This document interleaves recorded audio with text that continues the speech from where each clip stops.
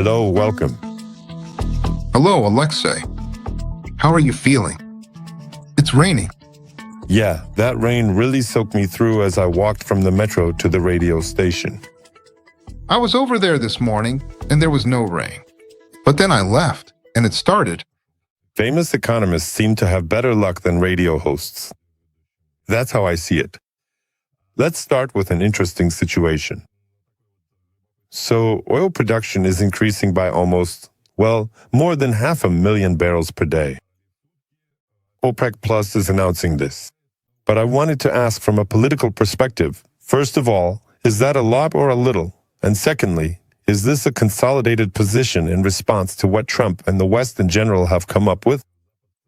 Maybe it's against Russia, or even against the whole world, so to speak. Well, of course, they can come up with something. Whether it's reasonable or not is a complicated question. But here's the main point. You see, there's always a strategy. Yeah, so, roughly speaking, they do it one way, and we do it another. And every month and a half, or 3 months, the situation changes. Yeah, they make a move, then we make a move. And analyzing all this is pointless. If you look at the long-term trends, let's be honest, oil prices have gone up a bit. That's it. And there's an opinion that prices will keep rising because the risks are increasing. First and foremost, logistical risks. Everyone's getting unmanned boats. All sorts of new missiles are popping up on their own. That's it. Sometimes even supersonic ones, yeah.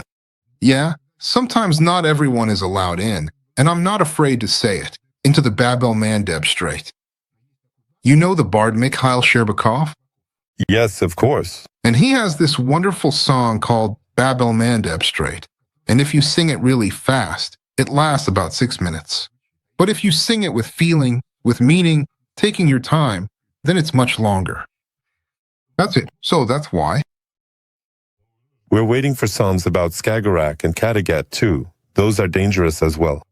It's nice to sail a frigate through the Kattegat Strait. That's exactly. Well, kind of, yeah. I hope this doesn't come across as advertising. These are just geographical objects' names. No, but here's the thing. People tell me. I have, and I'm not afraid to say it, a Telegram channel. And since there's a pretty big number of subscribers there, they made me register. And now they're telling me that any information they perceive as advertising. If I haven't registered it as an ad, they'll slap me with a fine. Now I'm wondering, can I even talk there about my friends and acquaintances? I have a lot of them, and how great they are. Or will that be seen as advertising? Can I talk about the books I've read? Or will that be considered advertising too? Or, for example, should I say something like, I just read an interesting book. I can't tell you the title or what it's about, because I'll be accused of advertising it. So go look for this book yourself, and happiness will find you. Pin it, as they say in situations like this. But anyway, yes, I realize we've gotten a bit sidetracked. So if we look at it this way, is 547,000 barrels a lot or a little? How could that affect the price? And this is not clear. The thing is that the price of oil, generally speaking, of course, correlates with the number of barrels, but not in an indirect way. And the same risks play a much bigger role. Yes. And since the situation in the Middle East is quite tense, there are also different. Well, I'll give you examples. I'm selling it for what I bought it for. Therefore, I would like to dismiss all claims in advance. Evil tongues. So, they say that there are 2 types of oil refineries. Let's say Soviet and American. And they produce different lines of gasoline with different octane numbers. Yeah. So, in Israel, there was an oil refinery in Haifa that produced a certain range of products. But for about the last month, let's say the gasoline sold in Israel has a different octane rating. From this, the naysayers concluded that Iran really did hit the refinery. So now, Israel doesn't have its own gasoline.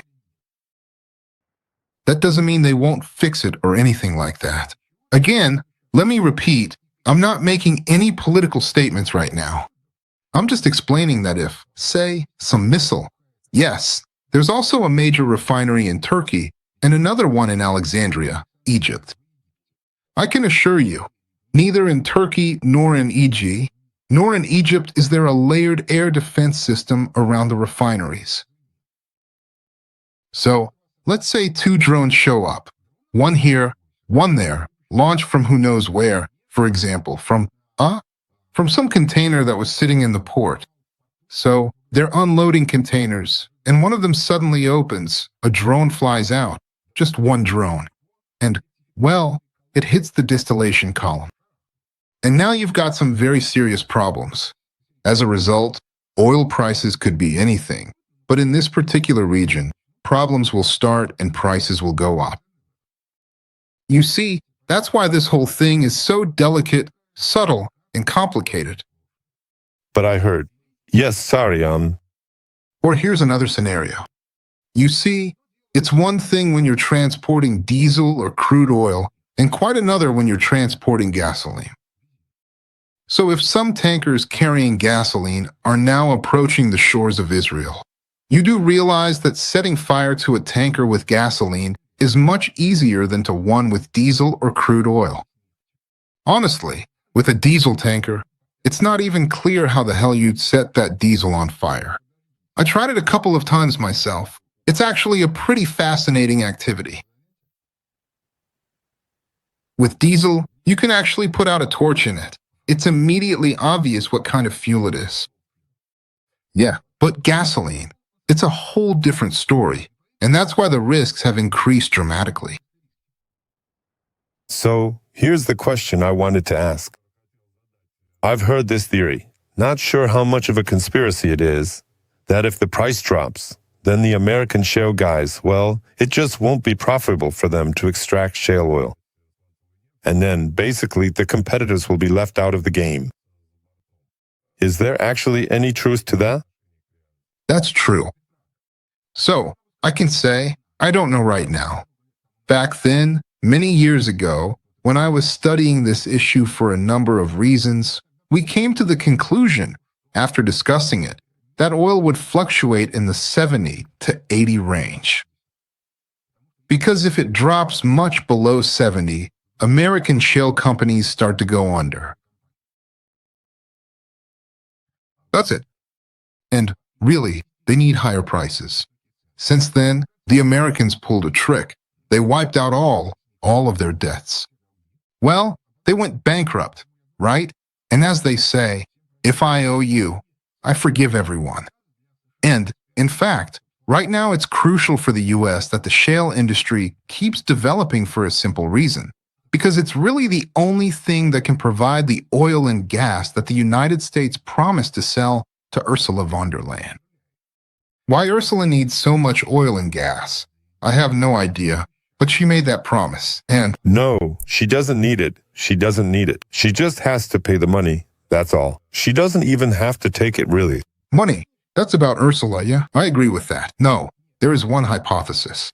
The hypothesis is that some bad people, having received secret permission from Trump, will come to Moscow and quietly buy Nord Stream.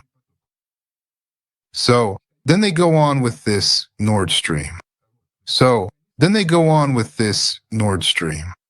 I apologize, I didn't turn off my phone. Yeah. They'll start buying oil and gas in Russia for rubles. I'll take. And then it will go into Nord Stream. So it'll be American oil and gas flowing through an American pipeline.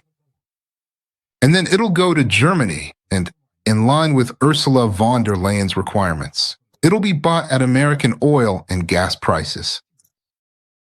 And the difference from the cost price will be split among certain folks, among whom, in a not-so-obvious way, our friend Donald Frederick will be present, and it'll be divided either fairly or justly. Or like brothers. And tell me. We're like brothers. So the price at which the Americans will buy our oil and gas, Well, oil in this case, how will it relate to the price cap set by the EU? What difference does it make? Wow, what cap? They'll work something out here. So basically, the cap just won't exist in practice? No, it's all nonsense. They admitted from the very beginning that it was nonsense. Even before all this started, they realized it doesn't work. No matter what you do. But in the 18th package, they actually lowered it and even came up with a new scheme. So basically, it has a floating price, the market price minus a certain amount, and that's the cap. Alexei, there's a great joke about a zoo guide showing an elephant to some kids and telling them how much hay it eats per day, how much cabbage, and so on and so forth. And can it really eat that much? One of the boys asks. And they tell him, sure, he could eat it, but who's going to give it to him? Well, obviously, no one's going to give it to him. And if we keep talking about logistics, there's another piece of news that, honestly, I just didn't get. Apparently, there's this kind of division. There's the Suez Canal zone, there's the administration of the Suez Canal itself, and this very administration has proposed cooperation to Russia. Why does the Suez Canal need cooperation with Russia? For some reason? I have a theory. So, the Suez Canal is a very peculiar thing. It keeps getting filled with sand, it constantly needs to be cleaned, and you have to work with it all the time. I strongly suspect that the initial proposal was basically for a certain, specific number of powerful dredgers from Russia to come there and diligently start scooping out the vast amount of sand from the very bottom of the Suez Canal and generally put things in proper order and restore full functionality. Since we in Egypt are, so to speak, on decent terms, which can't be said about Great Britain and some others, it's also important to remember that Egypt has a complicated relationship with Turkey because Egypt is the largest Arab country and believes it has the right to influence the situation in the Arab world. But Turkey has a different view on this matter. Besides, they're also arguing with each other in Libya over whose interests prevail. So, I wouldn't rule out that possibility. But here, I can't say for sure. It's just my impression. And, in addition, there's another nuance to consider. I suspect that Egypt suspects we might be able to influence the Houthis so that as many ships as possible can pass through the Bab el-Mandeb Strait. Because if they've already entered the Red Sea, where else would they go? Well, of course, they could head to Aqaba and the Jordanian port. There's also an Israeli port in the Gulf of Aqaba, but the Houthis won't let ships go there. But in general, does our shadow fleet that transports petroleum products make heavy use of the Suez Canal? Or does it have other routes? No, why not? They use it. It goes to India. There are different ones. Some come from the Black Sea, but there are problems in the Black Sea right now. Besides that, the Suez is used by those tankers that are filled with Kazakh oil, which is transported by pipeline to the Black Sea. Well, then a logical question about India, since we're already talking about it. Despite everything, even before the expiration of Trump's famous ultimatum to Russia, but really more to India and China, yes, Donald Frederick actually imposed tariffs against the Indians. And now the Indians are sitting there trying to figure out, should they take Russian oil or not? If they don't, it'll be much more expensive. They'll lose something like $10 billion a year, right? If they don't take it, their economy will suffer. So what do you think? Can this geopolitical knot be untied or not? Well, India has already announced that no restrictions on buying Russian oil have been introduced, that it's all nonsense. And if we're talking about, well, look, China has already said it doesn't recognize American sanctions against those who buy Russian oil. Like, we're a sovereign nation, we buy from whoever we want. So what's India supposed to do here? Is it supposed to say, unlike China, we're not a sovereign nation? So, that's why I think India will also tell them to get lost. And besides, don't forget that imposing full sanctions against China would mean higher prices for American consumers who use Chinese products. And besides, there are all sorts of nuances here because, what's to stop an Indian ship from sailing to Mexico and slapping on a Made In label? Mexico City. Exactly. I don't know how you'd say that in Spanish, though. And as for the Chinese, it's obvious. They'll sail to Vancouver, and there'll be a Made in Canada label. But is Canada really going to do this just to spite Trump, since they've also had a big falling out with him? Well, Canada got hit with that 25% too, so now everyone's just furious. But on the bright side, we're seeing the revival of an old, good, very ancient, almost the oldest profession, the smuggler. Yeah, Rhett Butler is once again the main hero of our times. Only now he probably looks a bit different. Yes. No, but I'll say it again, it's a respectable profession. Let me make a small digression to cheer up our viewers a bit.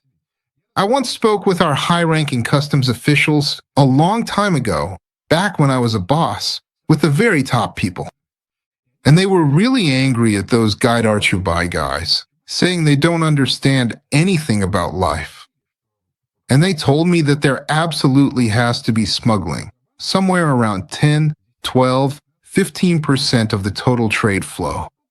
And for economic reasons, too, because there are goods for which it's simply unprofitable if you pay duties in full, and also because that's just how life is, and so on.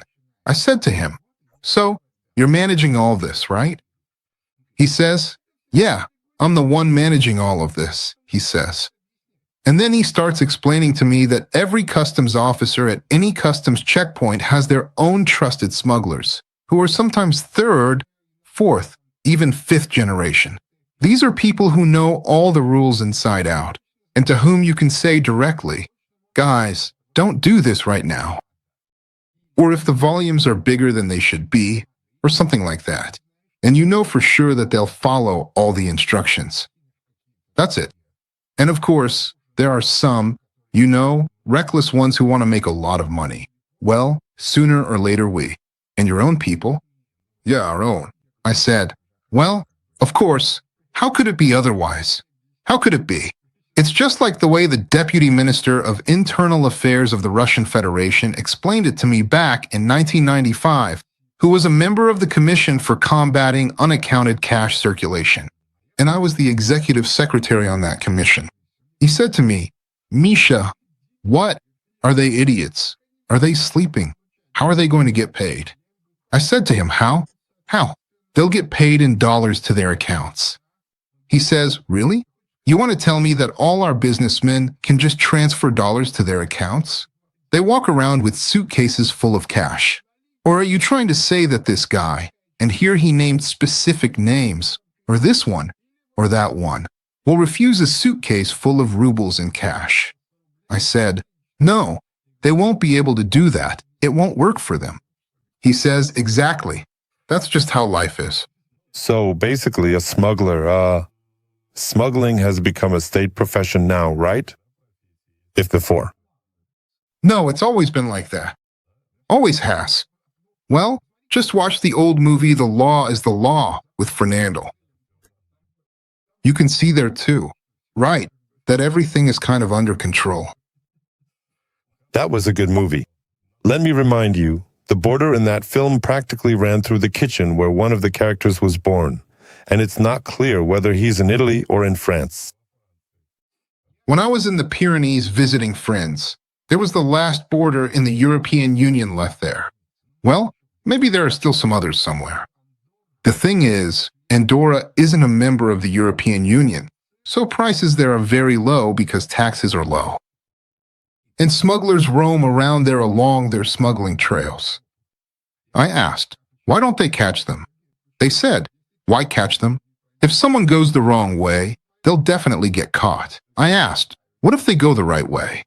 Well, if they go the right way, how are you going to catch them?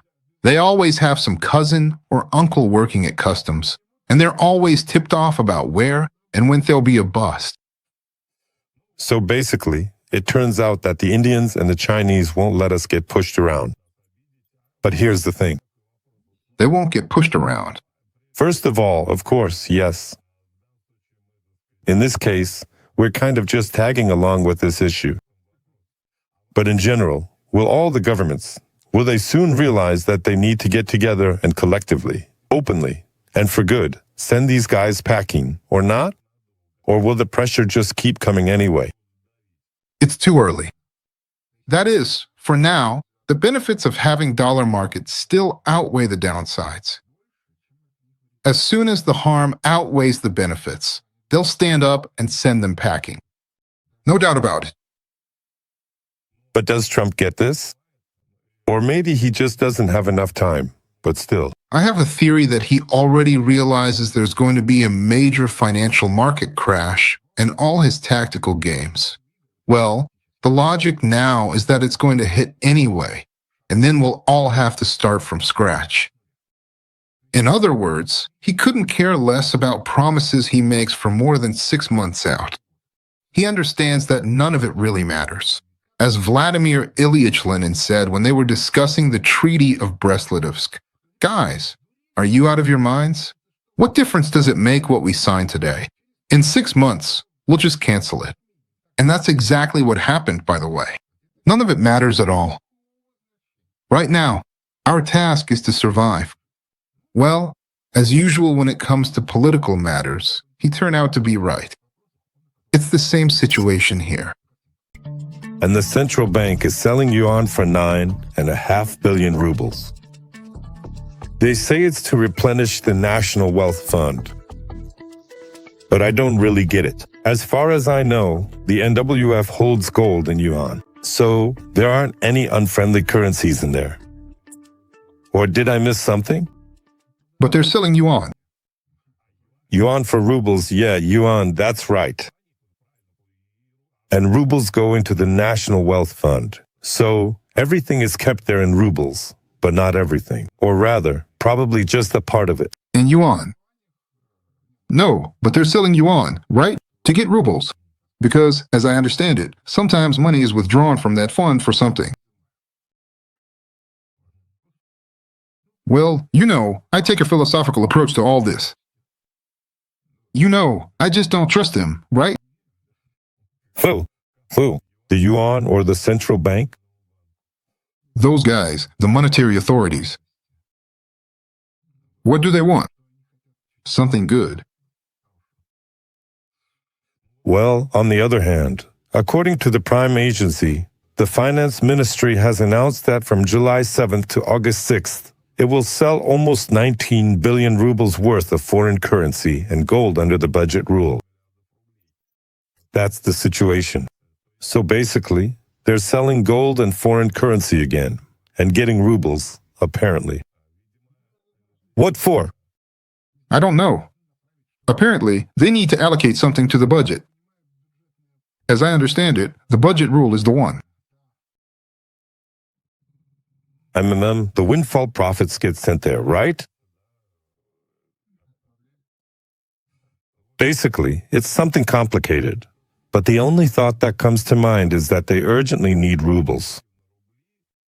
Because, well, probably a budget deficit or something along those lines. That would make sense. There really is a budget deficit. But I'll say it again, I'm not much of a budget expert, and I don't trust all those numbers and calculations. You really have to look into it carefully. There's almost always some more complicated underlying reason. In short, in cases like this, I usually call people who really know their stuff. By the way, I don't know if it was you who brought up this topic on air. What do you think about the change in the key interest rate? It doesn't matter at all. It makes absolutely no difference. Yeah. Well, they lowered the interest people get on deposits a little bit. That's it. It won't affect anything else. It's a strange thing. But honestly, even those interest rates scared me. They still do. I don't know why. Just as an ordinary person. I can tell you. The thing is, the volume of deposits is such that, while the rate was at 20, banks had to pay out 1 trillion rubles a month in interest. Banks don't have that trillion. And that creates certain problems.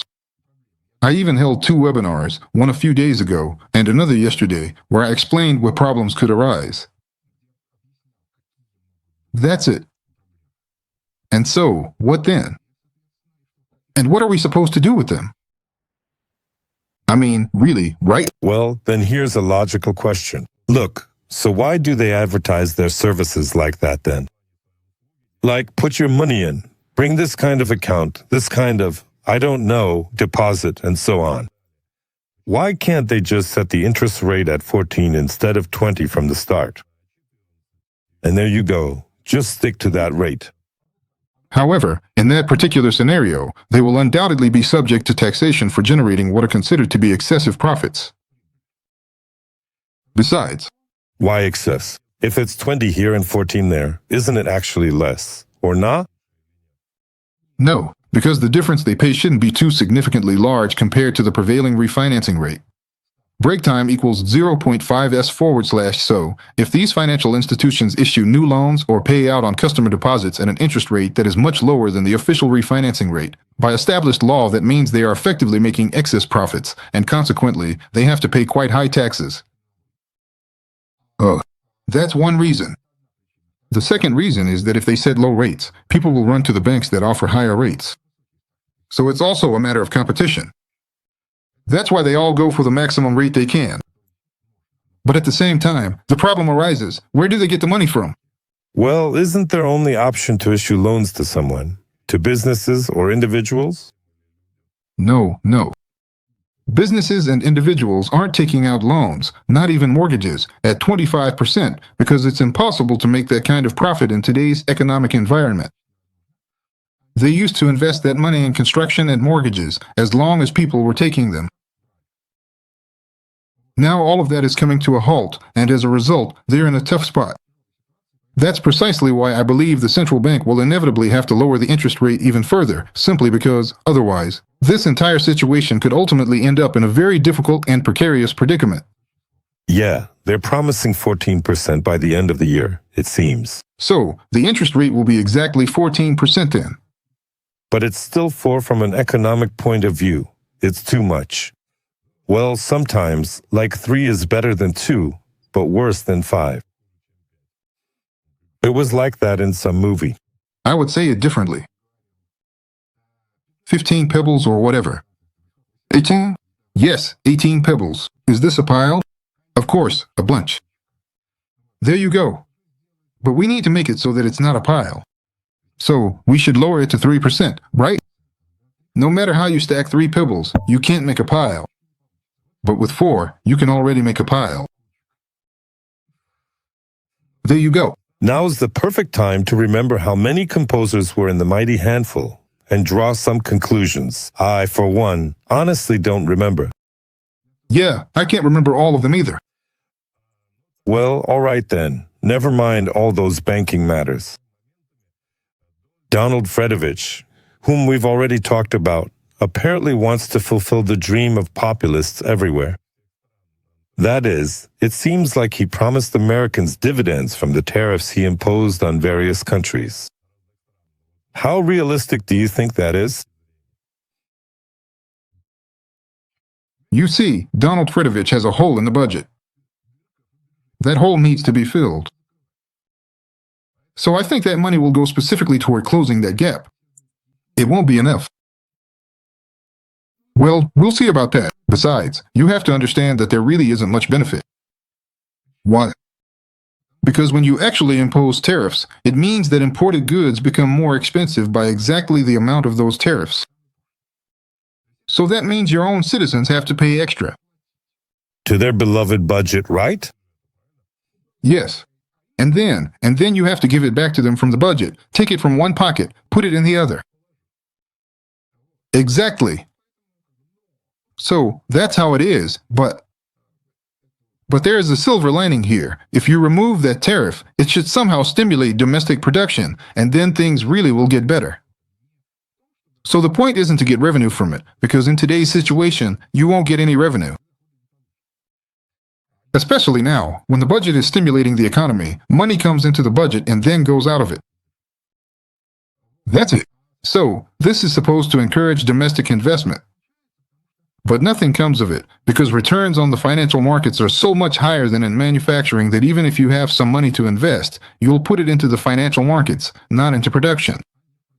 And that's that. Aren't there laws somewhere? I think they had something like that in Japan, where if you invest a certain amount in financial speculation, you have to invest an equivalent, or maybe even a larger amount into the country's real economy? And apparently it actually helped them. Isn't there any chance Fedovich would introduce laws like that? Have you ever been to Japan? Yeah, I have. I was at the Nagano Olympics, actually. You see, you have to understand that Japan is a monarchy. Well, yeah, of course. It's a kind of mordom. They have emperors, yeah? Yeah, it's a kind of mordom, you know. That's why. Germans nothing? The Germans are nothing. And when it comes to bureaucracy, the French are nothing compared to them either. But at the same time, since it's like a village, unlike France, and Japan, there are ways to get around all that, you know. But for that, you have to be one of their own. And if you are, then it's really good for you there. In general, Japan is a very calm country in that sense. It absolutely amazed me at the time. So, when my daughter went there for the first time, she was 14, and there, a girl went missing. She got lost for the first time, right? And, well, everyone got worried. So, the lady who was the group leader also got worried and went to another lady, a local one who was responsible for all of this. And the lady says, she says, that's all nonsense. She says, don't worry, nothing can happen to a child here. She can't get lost either, because this is a city, well, kind of a suburb, right? So she's just walking around somewhere. We'll round her up in no time. And sure enough, she called the police. They found the girl. She was sitting somewhere, crying because she got lost. It happened, you know, pretty quickly. But still, it's impossible. Right? Yeah. In Japan, nothing can happen to a child. Well, unless they get eaten. Yeah, there are bears there, and some other animals. But that's more. Oh, you scared me. That's more up north. Yeah, no, I'm being serious. In Japan. Well, yeah, in Hokkaido there are definitely bears. No question about it. Exactly. But as for someone hurting a child, that's just impossible. So it's kind of, you know. So the things that work in Japan just wouldn't work in America, right?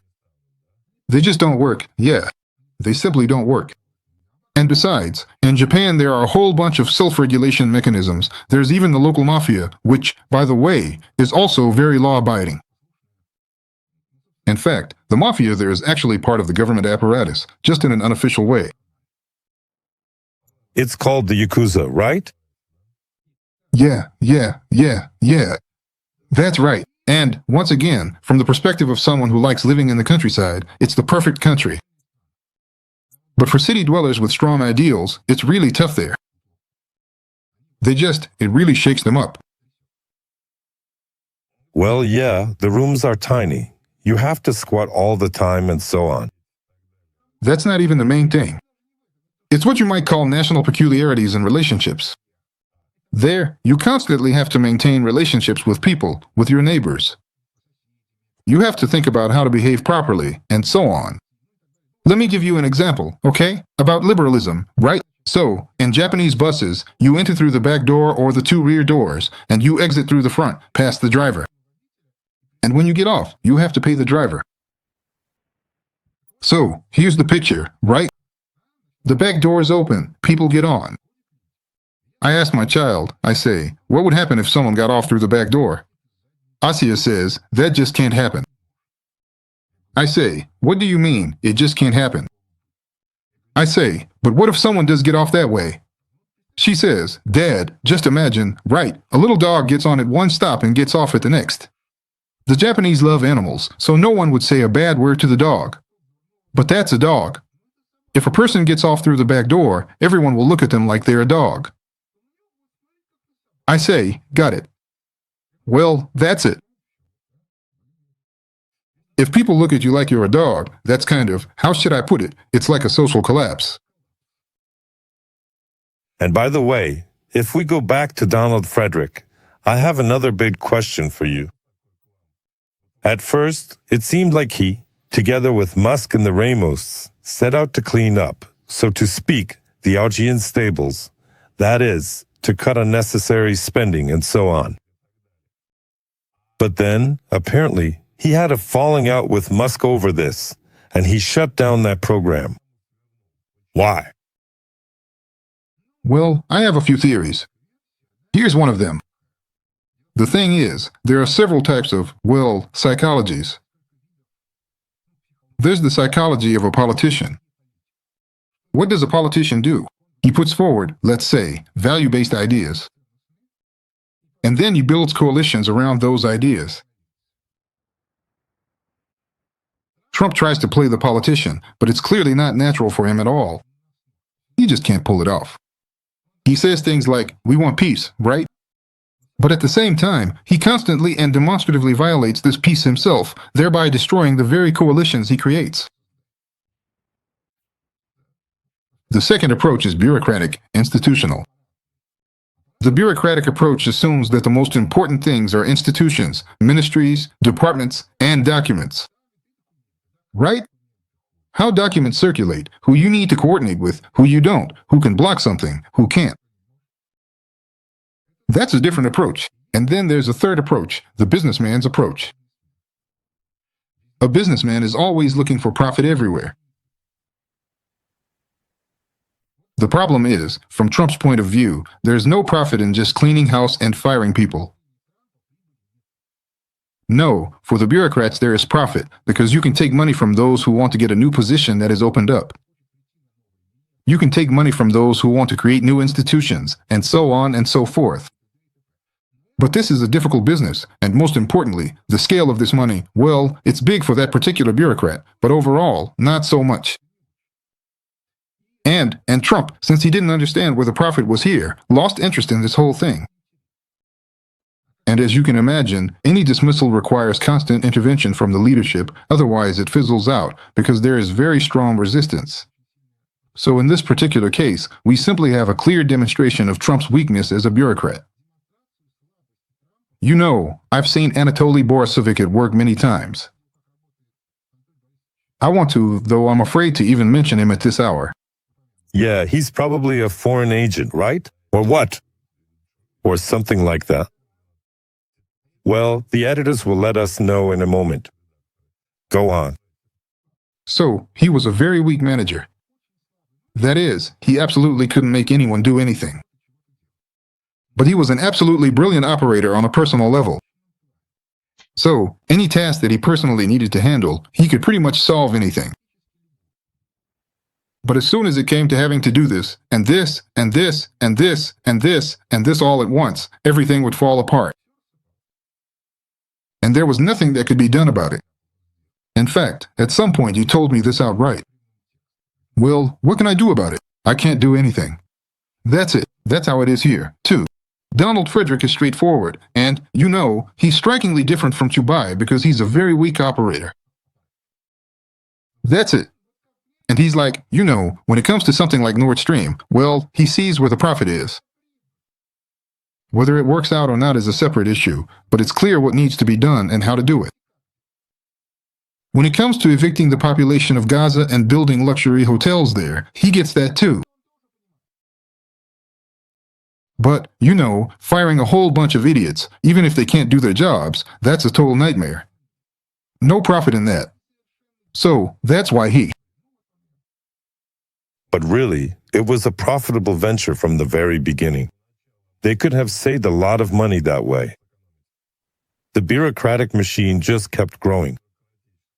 As soon as they realized they wouldn't save much, that's when Trump lost interest. Because, you know, you really have to fire some people, hire others, figure out job functions, write up staffing charts. Well, you kind of need very specific people for that. And Trump just doesn't have those kinds of people, not physically. That's why it didn't work out for him. Notice, it's the same with his politics. He plays the political game, keeps playing, and then suddenly, bam, he switches to making a deal. It's exactly the same thing. It's not good or bad. It's just a particular way of thinking.